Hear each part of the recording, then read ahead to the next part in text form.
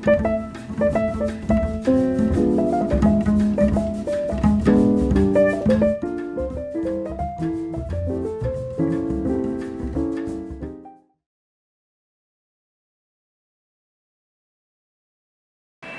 kayaknya udah nggak perlu kita bicarakan lagi ya. Maksudnya dari tahun ke tahun dia menciptakan sebuah mesin ya di Atletico, mesin yang menyulitkan semua lawan-lawan yang mereka hadapi dengan sepak bola agak sedikit berbeda, sepak bola yang lebih mengedepankan pada sisi defensif. Cuman kalau melihat mereka bisa jadi juara La Liga, lalu bisa menembus 2 final Liga Champions, kan tentunya mereka juga punya kelebihan dari sisi ofensif. Nah, ini yang bisa diramu oleh Diego Simeone dalam bagaimana menginstruksikan pemain-pemainnya untuk mengikuti apa yang dia inginkan. Ketika dia bermain, dia tampil seperti itu. Dia selalu mengejar bola kemanapun bola itu datang. Ketika kehilangan bola, harus secepat mungkin dalam rentang maksimal 7 detik sudah harus direbut kembali. Pressing seperti inilah yang mencerminkan bagaimana permainan dari Diego Simeone yang bisa diterapkan oleh anak-anak buahnya. Sementara kalau kita lihat Zidane, dari ketika dia bermain pun dia adalah seorang bisa dikatakan maestro ya sepak bola, dengan gaya bermain yang begitu fluent, begitu indah, dan ini agak sedikit tertular juga ke Real Madrid. Dia tidak menekankan apa yang harus dilakoni oleh pasukannya. Dia sedikit meminjam formasi dari Rafa Benitez ketika memasukkan Casemiro di tengah, tetapi dari gaya bermain dia membiarkan para pemainnya untuk menciptakan gaya mereka sendiri di atas lapangan. Dan ini yang saya lihat positif juga kalau kita bicara apa yang telah diberikan oleh Zidane. Ketika datang, dia bisa sampai ke final Liga Champions dan juga bisa memaksa Barcelona hingga pekan terakhir untuk berebut tahta La Liga.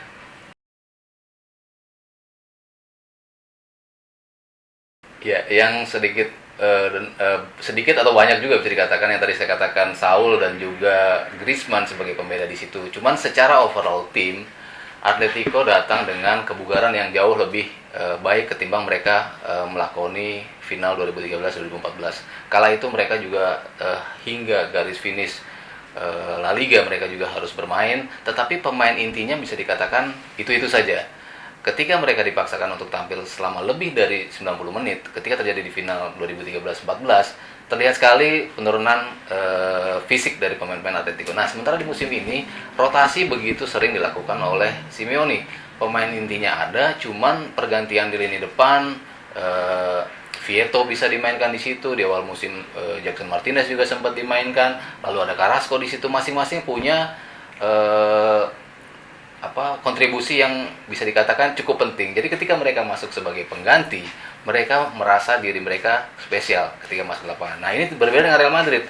Isco dan juga James sudah bisa dikatakan terkikis mentalitasnya ketika merasa sebagai pemain yang sudah dalam tanda kutip tidak diperlukan lagi di dalam tim, tidak menjadi bagian dari skema utama. Nah, ini yang agak sedikit menyulitkan Real Madrid ketika terjadi deadlock pergantian pemain mereka.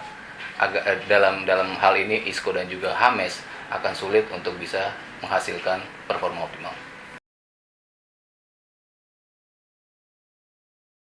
Kalau untuk final, apapun bisa terjadi ya.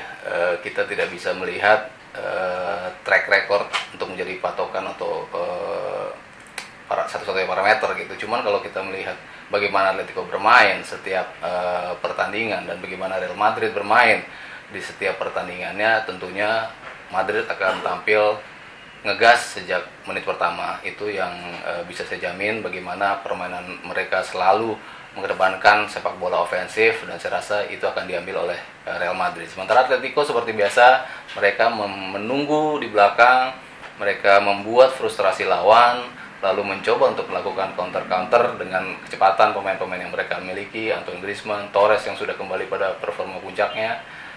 Saya melihat permainan yang agak sedikit defensif atau pragmatis ya yang diterapkan oleh Simeone.